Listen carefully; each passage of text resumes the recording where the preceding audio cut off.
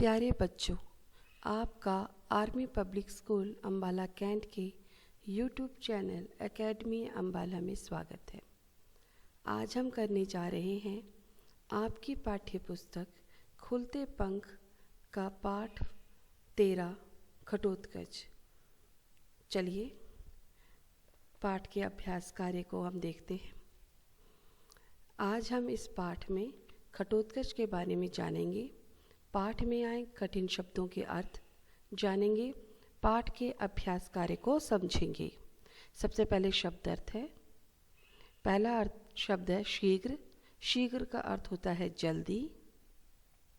विलंब। विलंब का अर्थ होता है देरी। विशाल। विशाल मतलब बहुत बड़ा। संकट। संकट का अर्थ होता है मुसीबत। दुष्ट। दुष्ट कौन? बुरा व्यक्ति। दुष्ट का मतलब हुआ बुरा व्यक्ति या फिर नीच। अगला शब्द है बलपूर्वक अर्थात बल से, शक्ति से। फिर है व्यर्थ। व्यर्थ का अर्थ होता है बेकार में। निमंत्रण, बुलावा। प्रतीक्षा, इंतज़ार। यशस्वी, जिसका बहुत यश हो।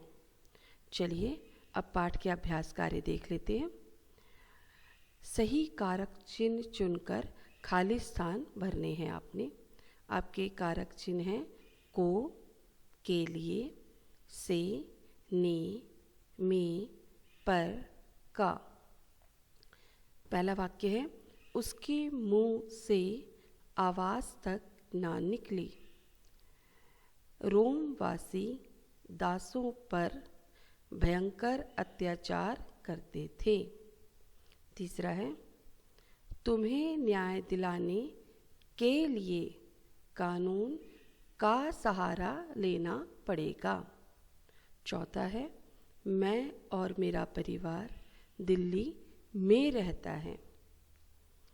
ज़रा पड़ोस से किसी आदमी को बुला लाओ।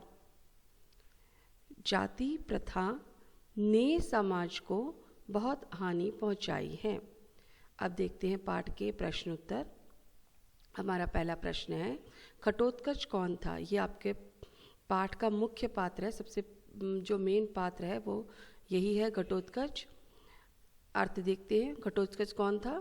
घटोत्कच पांडव पुत्र भीम व राक्षसी हिडिंबा का पुत्र था।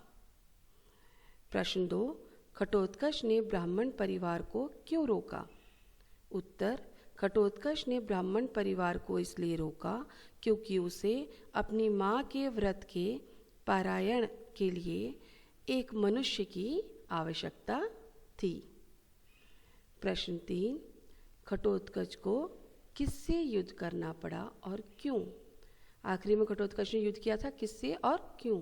घटोत्कच को भीम से युद्ध करना पड़ा क्योंकि भीम ने यह शर्त रखी थी कि घटोत्कच उसके साथ युद्ध करके बलपूर्वक ही उसे अपने साथ ले जा सकता है।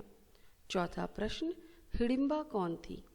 उत्तर हिडिंबा एक राक्षसी थी जो कि भीम की पत्नी व घटोत्कच की माँ थी। आशा करती हूँ आपको पाठ के अभ्यास कर समझ आ गए होंगे। धन्यवाद।